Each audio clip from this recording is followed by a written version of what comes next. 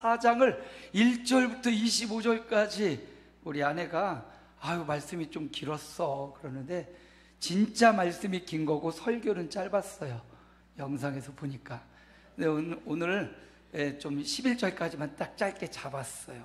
근데 지난 시간 1절부터 25절까지 우리가 긴 시간 말씀을 읽었는데 그 말씀의 핵심은 뭐냐면 믿음의 모범을 보인 사람들의 이야기거든요. 간단해요. 믿음의 모범을 보인 아브라함 갈대아 우르 하란에서 살다가 하나님이 그에게 임하셔서 너의 본토 친척 아비집을 떠나라 말씀하시니 갈 바를 알지 못하고 향방을 모르지만 말씀에 순종하여 본토 친척 아비집을 떠난 믿음, 이거 대단한 믿음입니다. 고대에 자기의 태어나고 자랐던 지역을 떠나 상이한 지역, 이상한 지역에 간다, 타향에 간다는 거, 이거 언제 어디서 습격을 당하고, 그리고 아브라함이 재산이 없는 것도 아니에요. 소와 양떼가 풍부하고 종들도 많습니다. 언제 습격당하여 그걸 다 빼앗길지 모르는데 아브라함은 세상의 상식이나 문화 그걸 의지하지 않고 하나님의 말씀에 안전이 있다. 믿으십니까? 하나님의 말씀에 순종하는 것이 안전함이요 하나님의 말씀 따라가는 것이 축복이라는 확고한 믿음. 이 믿음이 우리 성도들에게도 필요하죠. 하나님은 그 믿음의 모범을 보인 아브라함을 너희도 본받아서, 처음 아브라함의 믿음은 그냥 떠나는 믿음이었는데 두 번째 아브라함의 믿음은 세월 지나갈수록 더 견고해지고 공고해져서 아들을 바치기까지, 그리고 아들을 바쳐도 하나님이 다시 부활시킬 것을 믿는 부활의 믿음이, 이렇게 믿음이요 작은 믿음에서 성장하고 풍성한 믿음이 되었어요. 지난 시간 우리 알로카시아 한 기둥을 봤는데 오늘 보십시오, 2개씩 돼가지고 4개가 됐죠. 다음 주에 보십시오, 6개로 불어날 거예요. 세월 지나갈수록 저와 여러분의 믿음이 더 단단해지고 견고해지는 믿음이 되시기를 축복합니다. 그러려면, 그렇게 견고해지려면 그냥 물리적인 시간만 보낸다고 믿음이 강해지고 굳세지겠습니까? 아니요. 그 가운데 다윗처럼 하나님 앞에 나가서 겸손히 엎드리고 회개하며 하나님을 만나고 그 앞에 가서 예배하고 기도하고 응답받고 고난을 이겨내는 이런 시간이 믿음을 견고하게 하는 거지요. 그냥 물리적인 시간 자고 일어나고 해서 믿음이 좋아지진 않아요. 다윗의 믿음을 본받아라. 예수 그리스도의 십자가에 자기를 내어준 그 믿음을 가져라. 그래서 지난 시간에 아브라함과 다윗의 예수 그리스도의 믿음, 바로 그 믿는 그 믿음을 가진 자가 어떻게 돼요? 의롭다함을 받아요. 오늘 말씀으로 들어가 볼까요? 오늘 말씀 1절 말씀 함께 읽습니다. 그러므로 우리가 믿음으로 의롭다 하심을 받았으니 우리 주 예수 그리스도로 말미암아 하나님과 화평을 누리자. 누구를 믿음으로? 예수 그리스도를 믿음으로 말미암아 의롭다 하심을 받았습니다. 세상에 자신의 행위로 의롭다함을 받을 사람이 없어요. 아무리 착하고 아무리 저 세상 텐션을 갖고 있고 아무리 착한 사람, 선한 사람일지라도 그 마음과 심령까지 들여다보면 착한 사람이 어디 있어요? 선한 사람이 어디 있습니까? 마음으로 품는 죄악까지, 아니 마음까지 하지 않더라도 내가 살아가면서 의도하지 않을 또 피해를 주기도 하고 피해를 받기도 해요. 의로운 사람이 없는데 예수께서 십자가 지심으로 우리 죄를 대신하여, 사람이 우리를 대신하여 죽으면 그것이 대신 사라지지 않아요. 죄 없으신 하나님, 이 땅에 사람의 몸을 입고 오신 예수님, 그 예수님이 우리를 위해 죽어주심으로 그 예수님을 믿는 자가 뭘 받아요? 의롭다 하심을 받는 겁니다. 믿음으로 의롭다 하심을 받는 거예요. 어떤 행동으로 의롭다 하심을 받을 수가 없어요. 예수 믿는 믿음이 우리를 의롭게 합니다. 그러면 의롭다함을 받았으니 이제 마음대로 살아도 되느냐? 아니요. 의롭다함을 받았으니 하나님의 백성답게 살아감이 필요합니다. 성경은 항상 우리에게 두 가지를 말해준다고 했어요. 첫째는 어떻게 죄로부터, 어떻게 사망으로, 어떻게 영원한 형벌로부터 구원받을 수 있을까? 첫째, 어떻게 구원받느냐? 두 번째는 구원받았다면 어떻게 거룩한 삶을 살아갈 것이냐? 성경은 어느 본문을 보든 이 두 가지를 발견해내야 돼요. 어떻게 구원받습니까? 예수 믿음으로 우리 죄를 위해 십자가 형벌로 우리 죄를 대속하신 예수 믿음으로 구원받고요. 어떻게 살아야 됩니까? 말씀 따라 살아야 돼요. 문화 따라, 환경 따라, 유행 따라 아니라 하나님의 명령과 그 말씀대로 사는 것이 바로 하나님의 백성에 마땅한 삶이다. 그래서 성경에도 역사적으로 출애굽을 통해서 보여줍니다. 이스라엘 백성 죄 많은 애굽의 종살이하던 그들을 하나님이 먼저 권능으로 큰 손과 강한 팔로 그들을 구원해내요. 그리고 홍해를 건너 시내산에 가서 1년 정도 후에 시내산에서 이제 구원받았으니 어떻게 살아야 될지를 십계명을 통해서, 계명과 율법을 통해서 알려주시지요. 이 순서가 바뀌면 안 돼. 우리가 성경을 통해서 어떻게 구원받지, 어떻게 내가 영생을 얻지, 이 문제를 예수 믿음으로 해결하시기를 축복합니다. 그리고 나서 이제 하나님의 말씀과 명령을 따라 살아가는 삶이 뒤따라가시기를 축복합니다. 그래서 오늘 의롭다 하심을 받았으니, 이 말은 예수 믿고 구원받았으니 이제 어떻게 살아라, 삶을 가르쳐 주는 거예요. 예수 믿고 구원받으시기를 축복합니다. 이제 더 나아가 구원받았으니, 의롭게 함을 받았으니 어떻게 살아야 돼요? 오늘 말씀 보세요. 우리 주 예수 그리스도로 말미암아 하나님과 화평을 누리자. 하나님과 화평을 누리는 삶을 살아가라. 어떻게 하나님과 화평을 누릴 수 있는가? 어떻게 하나님과 평강, 샬롬의 삶을 누릴 수 있는가? 여러분, 그것은 바로 예배를 통하여 화평을 누리는 겁니다. 교회가 세워지는 첫 번째 목적이 뭐냐면 예배에 있어요. 예배. 그래서 예배가 없는 교회, 하나님의 교회의 존재 목적을 상실한 거예요. 예배, 그 다음에 전도, 그 다음에 또 교육, 그 다음에 친교, 여러 가지 교회에 설립된 목적이 있어요. 첫 번째 목적이 뭐다? 예배예요. 예배. 그래서 예배를 방해하는 모든 것들은 사라져요. 교회 안에 예배를 방해한다, 밥 먹는 게 예배를 방해한다, 또는 뭐 우리 친교를 방해한다, 그러면 다 우선순위를 정해서 예배하는데 최선. 예배가 하나님과의 화평을 누리고, 예배가 하나님과 친밀해지고, 예배가 우리의 믿음을 키우고, 예배가 하나님의 기쁘심이 되는 거예요. 그래서 예배자로 세워지는 게 가장 중요합니다. 오늘 우리가 이렇게 모여서 함께 하나님을 찬양하고 또 기도도 하고 또 목사님의 말씀을 듣는 이 예배가 바로 우리가 하나님과 화평을 누리는 순간이다. 여러분, 예배가 너무 중요해요. 지나간 세월에 다시 예배할 수는 없어요. 돌아갈 수도 없으니까. 그러나 오늘 지금 예배하는 저와 여러분, 그리고 우리의 다가올 언제까지 살지 모르지만 사는 날 동안 예배를 통해서 하나님과의 화해와 화평이 이루어지시기를 축복합니다. 어떻게 보면 이 주일 낮 1시간의 말씀보다 저는 어느 날 보면 새벽에 말씀을 한 20분, 25분 읽거든요. 말씀을 읽고 제 설교는 5분에서 7분 정도 하고 탁 끝나요. 어느 때 보면 새벽의 예배가 하나님에게는 더 기쁨이요 감격이 될 때가 제 마음에 있어요. 여러분, 우리에게 주어진 생명이 언제일지 모르지만, 주어진 날이 얼마만큼 주어질지 모르지만, 그 주어진 날 동안 우리에게 열려진 예배 중심으로 삶을 드리고, 예배를 통해서 하나님께 더 가까이 나아가고 하나님과 원수되었던 우리가 화목하게 되는 예배자로 세워주시기를 축복합니다. 그래서 10절에는 이렇게 말해요. 우리 함께 읽습니다. 그의 아들의 죽으심으로 말미암아 하나님과 화목하게 되었은즉 화목하게 된 자로서는 더욱 그의 살아나심으로. 여기 보니까 화목이라는 단어가 나와요. 화목. 한 가정이 화목하려면 희생과 배려가 필요합니다.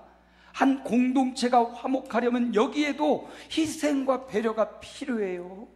작게 봅시다. 한 가정의 화목한 가정, 어떤 가정이 화목합니까? 아버지는 아버지로서의 역할을 잘 감당하고, 어머니는 어머니로서의 역할을 감당하고, 자녀들은 자녀들의 역할을 감당해야 돼요. 아버지는 너무 권위롭고 자기의 권위만 주장하면 화목할 수 없어요.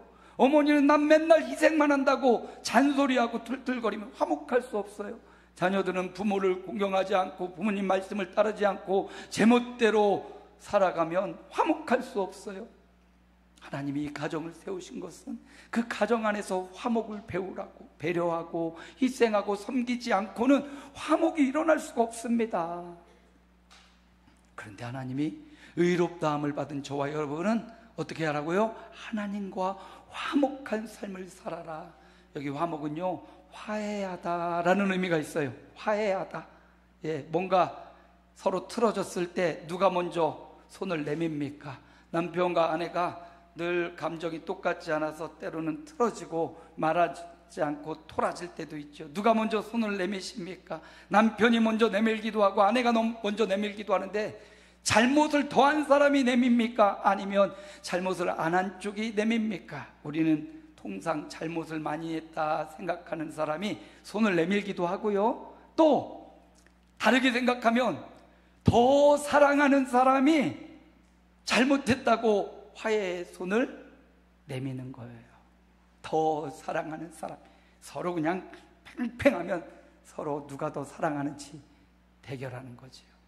사랑하는 사람이 화해를 신청해. 오늘 말씀해 보니까 하나님과 우리 사이에 누가 화해의 손을 내미는가 했더니 하나님께서 화해의 손을 내밀고 있다라는 말씀입니다. 우리는 죄인이고 우리는 하나님의 말씀을 떠나고 그릇 행하여 제 길로 가고 내 마음대로 살고 내 멋에 살고 내 자랑에 살고 내 마음대로 살아가는데, 이런 우리를 외면하지 않으시고 하나님이, 죄 없으신 하나님이 우리를 긍휼히 여기사 우리를 찾아오셔서 야야 옹기라, 그래 내가 미안하다고 손을 내미는 거예요. 요즘 최근에 근간에 일어났던 사건 사고 보니까 어떤 아주머니가 결혼을 했는데 남편 이혼하고 애를 혼자 키우기 너무 힘드니까요, 애를 고아원에 맡긴 거예요. 찾아올 수가 없어요. 너무 힘드니까 밤낮 일하고 열심히 일하고, 이 아이를 어떻게 자기의 가난의 대를 물려줄 수 없으니까 아이를 위해 보험도 들고 방도 마련하고 막 죽자 살자 일을 했대요. 근데 어느덧 18년의 세월이 지나 이 아들이 그 고아원에서 이제 퇴소를 하게 된 거죠. 퇴소해서 엄마를 찾아왔는데 그렇게 원망하면서, 나를 살아있는 엄마가 있으면서 왜 나를 찾지 않았냐고, 내가 고아원에서 얼마나 힘들게 산 줄 아냐고 하면서 집에 와서는 그냥 친구들 불러다가 먹고 마시고 난장판을 피우고 일도 안 하고, 그러다가 어머니를 살해해버린 이 비극적인 사건이 있어요. 여러분, 화해에는 배려가 필요하고요, 화해에는, 화목한 가정에는 서로를 용서하고 사랑하는 마음, 희생이 반드시 필요합니다. 그런데 부모된 입장에서 생각해 볼 때, 자녀를 양육하거나 그럴 때, 자녀가 잘못된 길로 가거나 그럴 때 어떤 마음이 들어요? 야야, 내가 너를 이렇게밖에 낳을 수 없어서 미안하다. 야야, 내가 너를 잘 양육하지 못해서 내가 이렇게 힘들게 살아가는구나. 부모는 항상 자녀에게 약자가 되어서 손을 내미는 경우가 많고요, 반대의 경우도 있어요. 어떤 가정은 보면 부모는 항상 고자세고 자녀가 아버지 마음에 벌벌 끼면서 아버지 마음을 고정하십시오. 그거 뭐 부모라고 꼭 항상 먼저 손을 내미는 것도 아니고요, 자녀라고 늘 이렇게 감싸만 받는 것도 아니더라고요. 그 사람의 인격과 그 사람의 소양에 따라 자녀일지라도 부모의 마음을 품어주는 자녀도 있고요, 부모가 자녀의 마음을 안아주는 경우도 있어요. 그러나 보통은 부모가 자녀의 마음을 안아주고 미리 가서 손을 내미는 게 마땅한 부모의 모습 아니겠습니까? 하나님의 모습을 보세요. 하나님은 우리가 죄인 되었을 때, 우리가 악하고 우리 마음대로 살아갈 그때, 우리가 하나님을 없다고 생각하고 하나님을 무시하고 내 마음대로 살아갈 때, 내 좋은 걸 찾아가고 그럴 때도 하나님은 찾아오셔서, 다가오셔서 화해의 손을 내미셔서 이 손 붙잡으라고, 내가 너를 사랑한다고, 내가 너와 화목하길 원한다고, 너가 제자리로 돌아오길 원한다고, 네가 믿음의 길을 가길 원한다고 하나님이 먼저 손 내밀고 계시는 그 손을 붙잡아라. 이게 뭐다? 예배예요. 예배가 우리가 정한 시간 정한 자리에서 예배할 때 하나님의 손을 내밀고 계시는 거예요. 그 손을 붙잡는 현장이 이 예배의 현장이라고. 물론 가정에서도 여러분이 예배하고 뭐 지나다니면서 기도할 수 있지만, 정한 시간 정한 장소에서 하는 이 예배는 하나님의 손을 붙잡으러 온 거예요. 손 내미는 그 손을 붙잡고 예배자로서 하나님을 공경하며 존중하고 그 하나님을 엎드려서 경배하는 예배자의 삶이 하나님과 화목을, 화평을 누리는 삶이라는 사실, 오늘도 우리는 예배합니다. 하나님과 화목한 현장, 하나님이 주시는 평강을 누리는 현장, 하나님이 응답하시고 축복하는 현장, 날마다 하나님 앞에서 이렇게 예배하는 삶이 이어지시기를 주님의 이름으로 축복합니다. 두 번째, 의롭다함을 받은 자들은 어떻게 살아야 되냐? 5장 3절 함께 읽습니다. 다만 이뿐 아니라 우리가 환난 중에도 즐거워하나니 이는 환난은 인내를, 이어서 읽을까요? 인내는 연단은 소망을 이루는 줄 알미로다. 보십시오. 환난 중에도 즐거워한다. 환난 중에도 즐거워한다. 이 말은 다르게 말하면 평상시에도 즐거워한다. 그렇죠?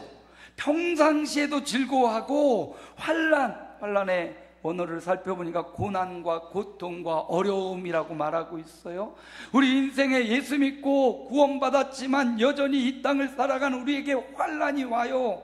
평상시에도 즐거워하지만 그 환난이 와도 즐거워하는 삶, 의롭다함을 값없이 받았으니 이 한 가지 사실만으로도 우리는 평상시에 기뻐하고요, 환난이 오고 고통이 와도 기뻐할 수 있는, 감사할 수 있는 삶, 그것이 바로 의롭다함을 받은 자들의 마땅한 삶이다. 근데 가만히 살펴보면 환난과 고통과 어려움이 어디서부터 오는지 여러분 한번 살펴보십시오.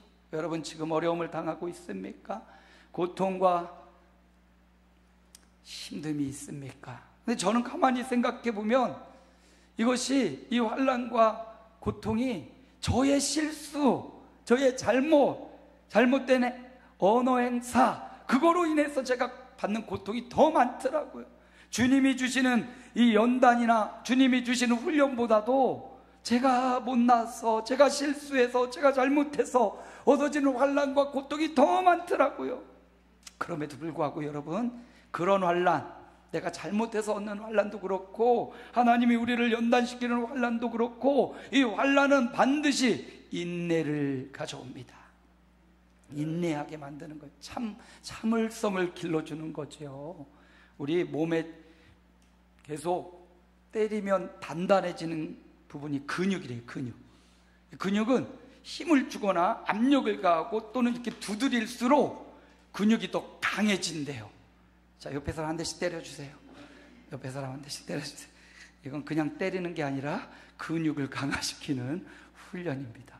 예, 근육은 맞을수록, 이렇게 할수록 더 단단해진다고 그래요. 여러분, 우리의 인생도, 우리의 마음도 어려움과 고통을 겪을수록요 더 단단해진대요. 그런데 반대로 어떤 사람은 작은 어려움에도 막 뚝뚝 떨어지고 또 무너지는 사람이 있어요. 마음의 내공을 길러야 돼요. 마음의 힘을 좀 길러야 돼요. 그래서 환난과 고통을 통해서 여러분 마음이 단단해지기 바랍니다. 그리고 여러분의 몸도 나이 들수록 근육이 점점 감소하고 지방만 늘어나서 금방 골다공증이나 금방 근육통에 시달리기 쉬워요. 그러려면 근육을 단련시키고 근육을 이렇게 치든지 서로 쳐주든지 아니면 운동을 해가지고 근육을 길러서 우리 근육의 없어짐으로 인한 고통과 슬픔도 이겨내시기 바랍니다. 보세요. 환난과 고통과 어려움은 성도로 하여금 어떻게 하냐? 인내, 자만하게 만들고요, 또 연단하여서 잘 단련하여서 결국은 소망에 이르게 해요. 의롭다함을 받은 사람의 결과는요, 환난이 오고 고통이 오고 어려움이 와도 그 어려움을 바꿔서 인내하여 연단받고 하나님께로 소망을 갖게 만든다라는 겁니다. 그러므로 여러분, 우리 삶에 오는 고난을 하나님을 향한 소망의 재료로 바꾸시기 바랍니다. 고난에 묻혀서 죽으라고 고난과 환난을 주시지 않는다는 거예요. 성도의 고난은 인내와 연단과 소망, 결국은 하나님께로 시선이 집중되게 하는 소망으로 귀결되는 것입니다. 그런데 믿음이 있다고 하고 의롭다함을 받았다고 하면서 왜 나에게 이런 고통이 왔는가? 절망하고 소망이 아니라 땅으로 꺼지는 그런 인생 되어서는 안 됐다는 거죠. 오히려 하나님께 답이 있음을 믿고 하나님을 향하여 눈을 열고 하나님 앞에 엎드려 기도하고 하나님께 소망을 두는 저와 여러분의 삶이 되시기를 축복합니다. 환난 중에도 즐거워한다. 이 말은 범사에 감사한다 라는 말로 바꿀 수도 있겠죠. 데살로니가후서 5장의 말씀처럼 항상 기뻐하라, 쉬지 말고 기도하라, 범사에 감사하라, 이 말씀과 일맥상통하는 겁니다. 의롭다함을 받고 구원받은 성도들이요, 소망을 하나님께 두고 그리고 항상 범사에 감사의 삶을, 기쁨의 삶을 누리시기를 축복합니다. 어려움이 왔어요. 고난이 왔어도 그 속에서 하나님의 뜻을 발견하고 하나님께 소망을 두는 이런 범사 감사의 삶, 저와 여러분에게 이런 범사 감사의 삶이 각인되시기를 주님의 이름으로 축복합니다. 한 가지 더 볼까요? 마지막으로 예수 믿고 의롭다함을 받은 저와 여러분은요, 오늘 말씀 안 넘어가네. 7절 함께 읽습니다. 의인을 위하여 죽는 자가 쉽지 않고 선인을 위하여 용감히 죽는 자가 혹 있거니와. 8절도 읽습니다. 우리가 아직 죄인 되었을 때 그리스도께서 우리를 위하여 죽으심으로 하나님께서 우리에 대한 자기의 사랑을 확증하셨느니라. 여기 말씀해 보니까 의인을 위하여 죽는 자, 여기 의인이 누굽니까? 의인은 나랑 상관은 없지만 사회를 위해서 꼭 필요한 존재가 바로 의인이라고 말할 수가 있어요. 그래서 어디 안산 수원에서 파견된 우리 안산지검 있죠? 안산지검의 검사나 판사, 나랑 상관은 없지만 그러나 이 사람들이 있어야 사회 정의가 어느 정도 실현되지요. 그 사람 나랑 아무 상관없지만 판사하고 검사예요. 그 사람을 위해서 죽는 게, 내 목숨을 내어주는 것, 이거 쉽지 않죠. 쉽지 않아요. 선인은 누구냐? 나랑 관계가 깊어요. 내 부모라든지 내 자녀라든지 나와 아주 친근한 사람, 나를 위해 호의와 자비를, 긍휼을 베풀어주는 그런 사람을 선인이라고 볼 수 있어요. 혈연으로 혹은 학연과 지연과 혹은 내 관계에 얽혀 있는 나와 아주 밀접한 관계를 갖고 있는 사람, 선인이에요. 이 사람을 위해서, 이 사람이 정말 암에 걸려서 간이 막 다 못 쓰게 됐다 그러면 간을 맞으면 간을 떼서 주기도 하고, 폐 2 개밖에 없는데 하나를 떼어서 이식시켜 주기도 하고요.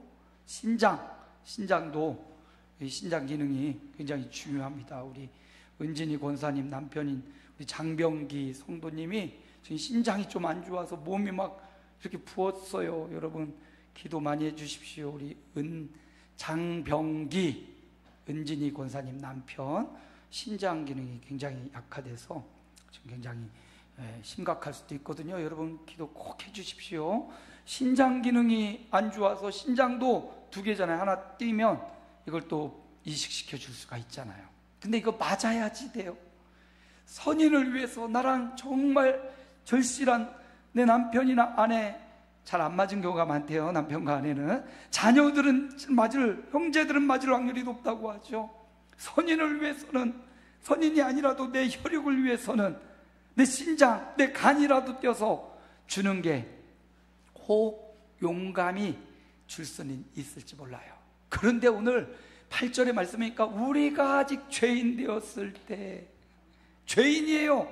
의인도 아니고 선인도 아니고 나랑 관계도 없고 오히려 내 말과 명령과 거슬러서 행동하는 우리, 누가 죄인입니까? 우리, 나예요. 나를 위해서 예수께서 죽어주심으로 하나님께서 우리에 대한 자기 사랑을 확증하셨다.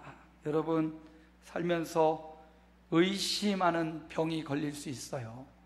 특히 사랑하는 사람 사이에 이 의심이 병이라고 하죠. 병, 망상장애라고 병명도 나와요. 의처증, 의부증, 이거 병입니다. 병.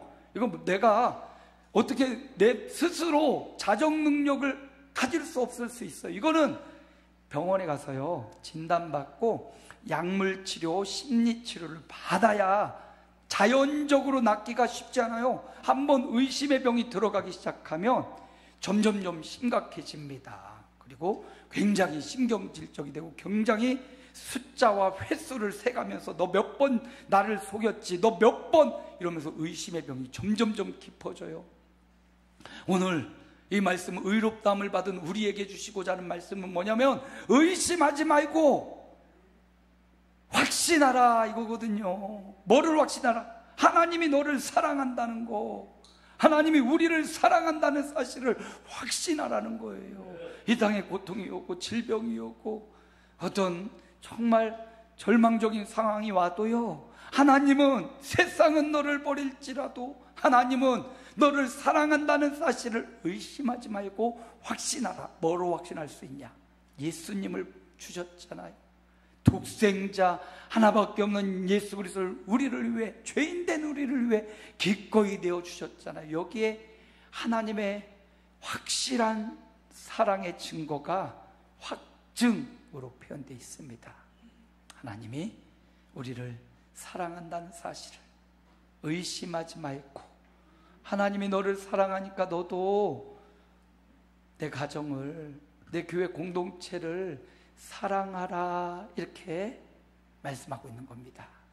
의롭다함을 받은 자, 하나님의 사랑이 없었다면 어떻게 우리가, 죄인인 우리가 의롭다함을 받을 수 있어요? 없습니다. 가능성이 제로예요. 그런데 하나님이 아들을 내어주심으로 우리를 사랑한다는 확실한 증거를 보여주셨어요. 그러므로 살면서 우리 삶에 고난이 오고 고통도 옵니다. 내가 잘못해서 고통이 오기도 하고 하나님의 시련을 위한 고통도 옵니다. 그러나 그 고통 중에 하나님이 나를 미워하나 봐, 하나님이 나를 사랑하지 않나 봐, 하나님이 이제 나를 내버리셨나 봐, 그런 생각하지 말고 오늘 말씀으로 로마서 5장 8절로 들어와서 하나님이 너를 사랑한다니까, 나를 사랑한다니까, 단순히 이 땅의 육체적 고통과 경제적 아픔은 하나님께 소망을 두라는 하나의 메시지일 뿐이라는 사실, 하나님 사랑을 확신하며 서로 사랑하는 삶을 살아가라고 오늘 의롭게 함을 받은 저와 여러분에게 명령하고 있습니다. 말씀을 마칠까요? 의롭다함을 받은 성도의 삶, 성도들의 삶을 어떠해야 되는지 오늘 말씀이 말해줍니다. 어떻게 의로움을 받았는지. 믿음으로 의롭다함을 받았어요. 예수 믿음으로 의롭다함을 받은 우리 성도들의 삶은 첫 번째 뭐로 살아요? 예배자로 살자. 예배자로 사는 게 하나님과 화목하고 화평을 누리는 유일한 길, 예배예요. 예배. 가정 예배도 있고 뭐 여러 예배가 있지만 교회 공동체가 함께 정한 시간 정한 장소에서 드리는 이 예배, 예배자로 하나님과 더 친밀하고 화목해지시기를 축복합니다. 두 번째, 항상 환난 중에도 즐거워하듯이 항상 감사와 기뻐야 하는 삶, 이게 바로 의롭다함, 구원받은 성도의 두 번째 삶의 원리.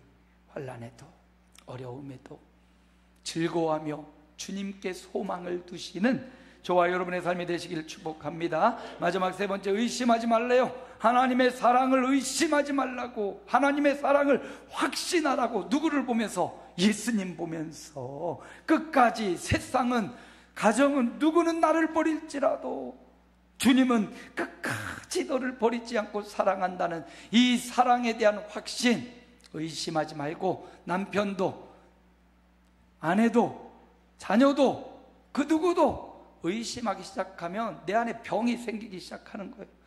그냥 믿으래요. 그냥 사랑하고 그냥 배려해 주래요.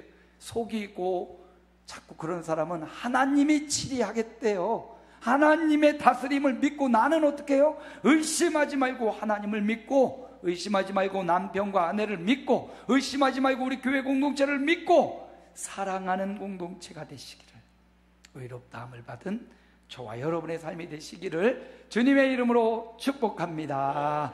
우리 주님 부르고 결단 기도합니다. 주여 하나님, 우리는 예수 믿음으로 의롭다함을 받았습니다. 아브라함처럼 믿음으로 성장하고 다윗처럼 겸손히 엎드려 회개하고